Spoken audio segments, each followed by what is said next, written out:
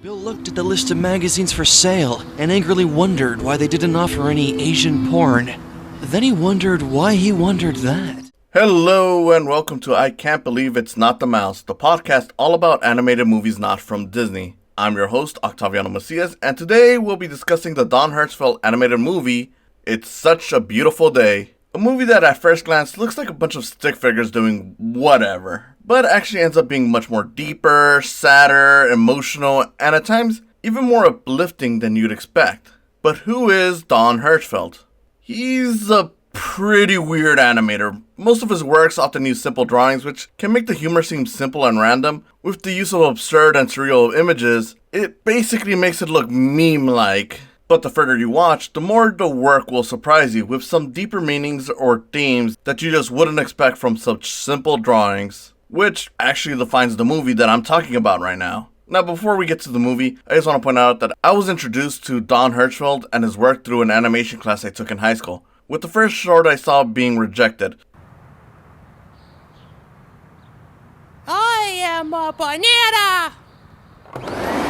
A supposed compilation of stuff that he made for a supposed channel that just got rejected, hence the title. It's honestly mostly an excuse for absurd clips of animated bits of insanity. Honestly, it's a really crazy short, but it's a really fun short too. I know a lot of it was pretty much memed for a good while. As for most audiences, especially, I don't want to say normal audiences, but the average audience, I'd imagine the most they've seen of his work is probably a couch gag from The Simpsons. Yeah, he did a couch gag for The Simpsons a few years back. You've likely seen it if you're a fan of The Simpsons. It's basically one of the longest, if not the longest couch gag they've ever done, where Homer accidentally fast forwards the show to future seasons. And it's all done in very simple drawings. It's black and white, eventually throwing in some weird filters in the background and stuff like that. And it's all just basically catchphrases like Homer saying "dough," Bart saying "don't have a cow, man." Lisa, I think, was just saying stuff about buying the show or something. But the point is, it's a bunch of like little catchphrases. So it's like, oh, the show's just evolved into this, and the couch gag even ends with Homer looking at his family kind of sad and confused. So even with that little bit, you kind of get an idea of what Don Hertzfeldt does. He gives you stuff that at first glance looks like just absurd, stupid bits of animation that are funny, but you don't think about it much. But then by the end, when you actually see something that tips you off like, wait, there's actually more to this than what I initially thought. That's pretty much what Don Hertzfeldt does. It's Such a Beautiful Day is pretty much another one of those. It's an hour-long feature, so it's not very long, but it has a lot going on in it. I mean, compared to a lot of movies, even like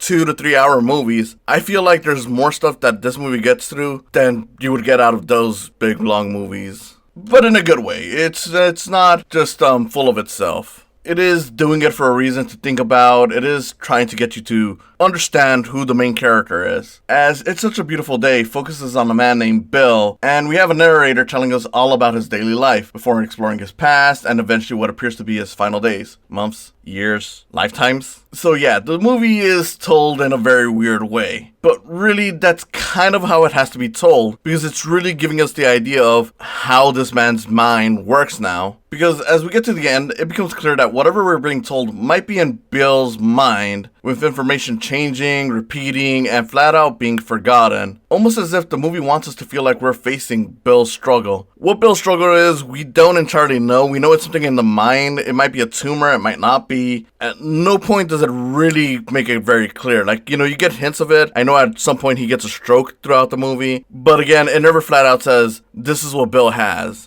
It's left to our imagination, and for the most part, that's why it's so effective, because it lets us understand how hard it is for him to deal with whatever he has. And like I said before about Hertzfeldt cartoons, there are some random jokes in here. Like at one point, you have a fish talking about a leaking pipe, and it's just like, the pipe is leaking! Repeatedly. The pipe is leaking! The pipe is leaking! And then, of course, there's all these little details in the ending of the movie. But it's sad, because we know that Bill is pretty much experiencing his final days, and nothing he does will change that. So, whatever random stuff, like, there's a mention of him being at the supermarket and always avoiding the fruit that's right near the customer's crotches, because they always put their crotches on it, whether intentionally or not. Bill was always very careful to select fruit from only the back of the produce piles, as the fruit in the front was at crotch level to the other customer. It's funny, weird stuff, but then you get reminded, this guy isn't thinking too straight. I mean, pretty much another point, a kid comes up to him asking him about buying a magazine, and Bill just thinks, why is there no Asian pornography being listed? And of course, even the narrator points out, Bill then wonders why he wondered that.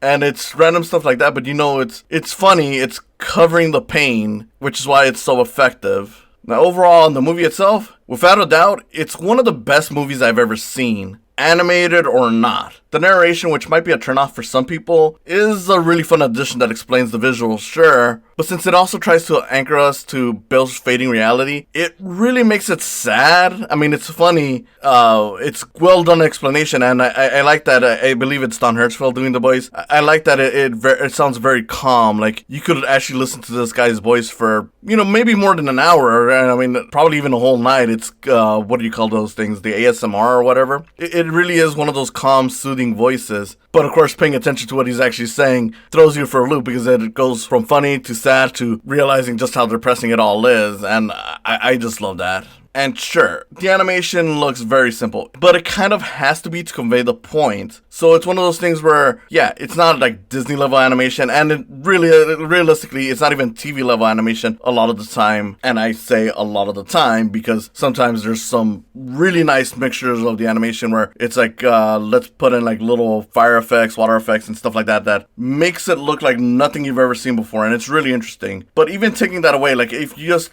judge it from it being stick figures, I would still say the animation is a strength on it. Because at first you might be thinking, especially if you've never seen Don Hertzfeldt stuff, well, the animation is cheap. And I'd say, no, it's the point. It's making you feel what this guy feels at that time and how he sees the world. I mean, I'm pretty much spoiling at this, but realistically, you should already know I'm spoiling these things. At some point, it even mentions that because of Bill's mind deteriorating, he starts seeing a lot of stuff as just simple shapes. So it lets you know, yes, this is why it's doing it. And even then, it kind of plays with it a bit. So it makes you wonder, like, is that really how he sees it? Or is that how we think he sees it? So that's actually pretty neat. It's random, it's strange. Like I said, it mixes a lot of effects, which is really interesting. Something you don't really see in a lot of movies. Kind of reminiscent of that thing, from Cartoon Network, The World of Gumball, where it's like, oh, you got the 2D drawings, you got the stop motion, the computer animation, but on a slightly weirder yet simpler level, if that makes sense. I don't know if it does, but I hope that gives you an idea of what I'm talking about. It's just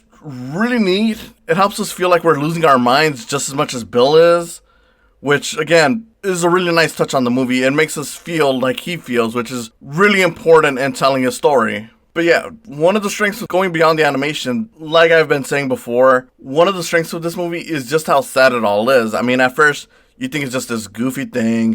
You think some of it will be like, okay, this is like the kind of meme stuff that you would see on YouTube or whatever. But those absurd moments, those little things really add up in creating this visual, this portrait of a man who is pretty much done for. He's not gonna survive by the end of this. Realistically, you don't expect him to, given all the little details. And in a way, that's okay, because you understand that is the point of the movie, and it's trying to make you think about your own life while seeing Bill's life. And you kind of get attached to him enough to feel much like the narrator does towards the end of this, where you're like, Bill can't die. We don't want him to die, but it's coming, and that's really what makes the movie so effective. It just hits harder, especially as you get older. Because I remember watching this, well, I watched the first part of it because this is in 3 chapters and they were released in a few years different. So this completed version was like in 2012. I remember watching the first chapter in high school, and I mean, I enjoyed it. I thought a lot about it, how it was like, okay, so going back to the first chapter, it's, kind of telling you not to waste your life on just, doing a bunch of meaningless things, appreciate what's going on, acknowledge everything. But then watching it again,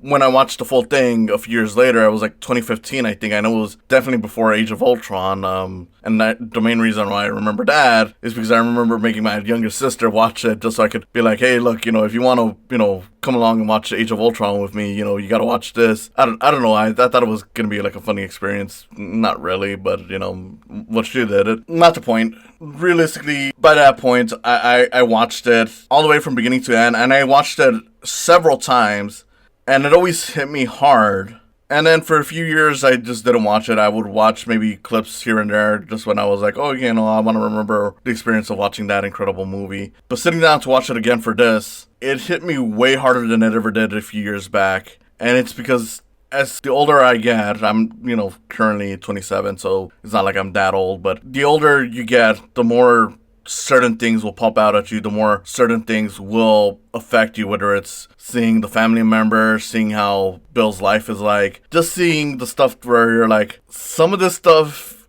kind of reminds me of stuff that's going on in my life now, more than it did a few years back. And while I'm still looking forward in time, I am starting to look a little backwards in time a little bit more, which is something that's kind of stated in the movie. You will only get older.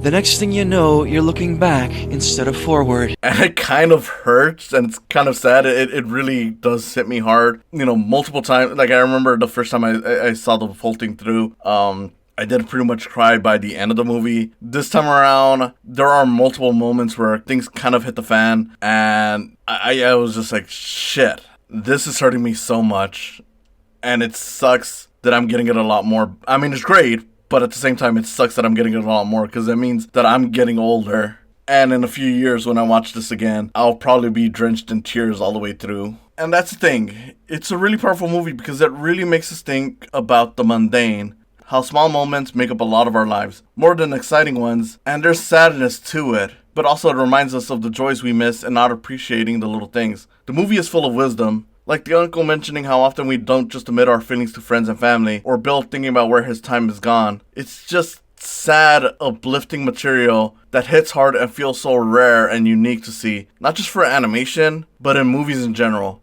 Hertzfeldt really knocks this weird movie out so well, and I love it for it. It's, like I said, one of my favorite movies, animated or not, definitely the best movie I've reviewed on this so far, and it's the one movie where I'm like, I know it's going to be hard to watch for a lot of people because I don't know if it's physically available anymore. I got the Blu-ray just because I donated it to the Kickstarter. I don't know if you can just buy it from like Hertzfeldt's website or whatever. I don't know. I know it's available on the Criterion channel.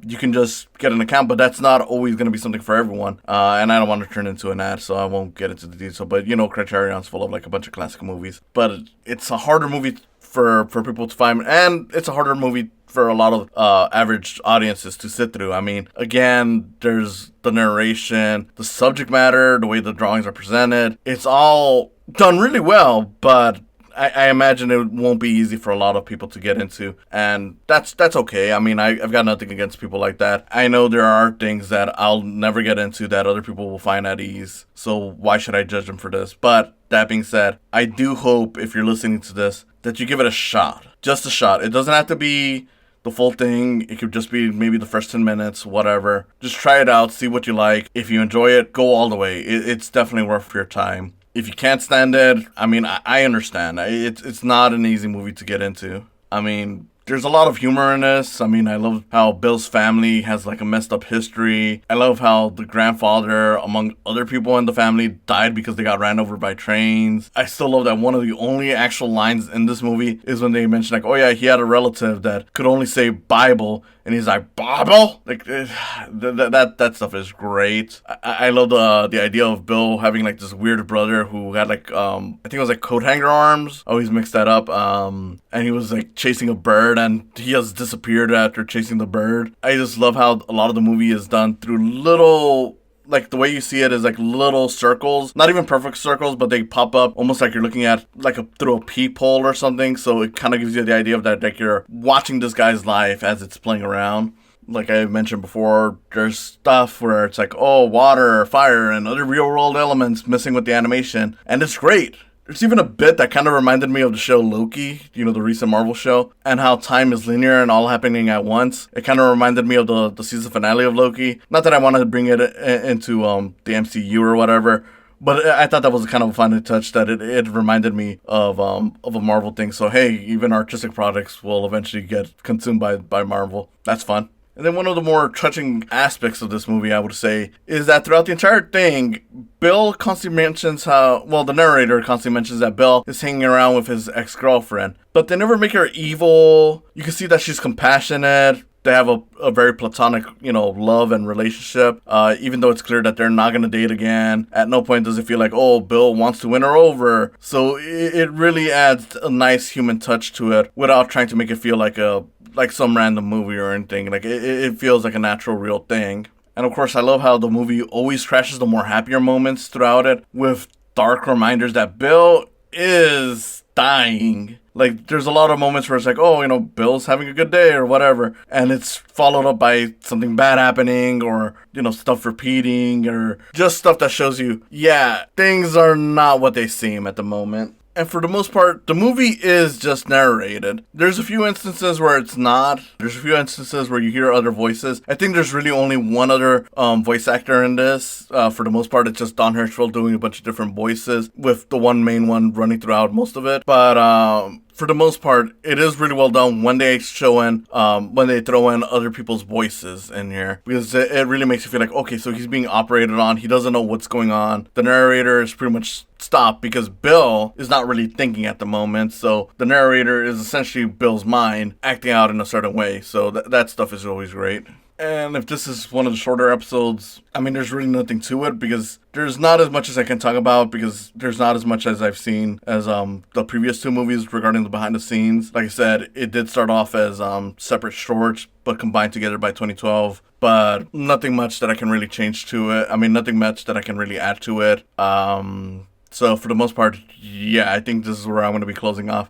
Bill made a joke that he could have sworn he'd been told that somewhere before, but the guy just stared at him like he didn't get it. It is a really good movie. It's such a beautiful day, works its simple drawings to its advantage. You'd think the movie would be simple, instead it uses the animation to make a clear point and make it heavier than you could have ever imagined. The random live footage that is used to weave a tale about a man appreciating the smaller details in life as he approaches his end is interesting. And of course, the narration. The almost non-stop narration that would normally drag anything else down, but here is important as it gives us perspective into where Bill is health and mental wise, eventually culminating in us understanding that reality is no longer in his grasp, or probably ours as well. Like I said before, I cried throughout this, and I think this needs to be seen by more people. Obviously, it won't be for everyone, and that's understandable. I'm not gonna force it upon anyone, but I do recommend it. I do highly recommend it for everyone. I hope everyone gives it a shot, even if they don't make it through. It gets so heavy that some may be turned off, but for those looking for proof that animation can be mature and tell stories worth thinking about, stories more cerebral than a lot of live action movies, this is the movie for you. It's very artsy, which is fine because it's also fun. It's an amazing movie, and sorry if I'm not selling it well enough. Don Hertzfeldt, you made an incredible movie. I thank you. I love your work. I'm gonna continue watching your work. I know this is just evolving into me shouting you out, but really, this is a really touching movie. I mean, there's a reason why I chose this as one of the movies that I wanted to talk about first on this show. I didn't want to go all in,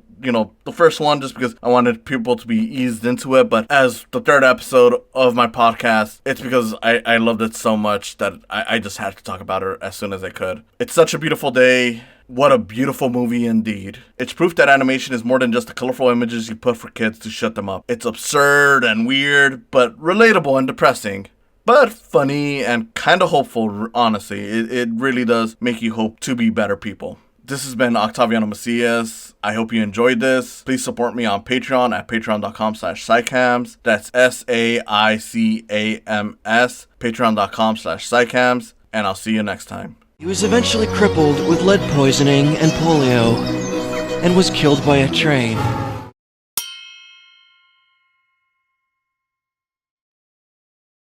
Hey, just wanted to say thank you for watching the video. If you enjoyed it, please subscribe. Comment below if you had any thoughts on this. And if you want to support me even more, there's always the option of Patreon. Yes, I have a Patreon. Patreon would be a great way to help me grow this channel, as it's a great way to get equipment, a great way to let me know what you guys like, and it's a great way to help me financially. Just saying, the more I have on Patreon, the more time I'll have for these videos. Anyway, thanks again for watching. Please like, comment, subscribe, and I'll see you next time.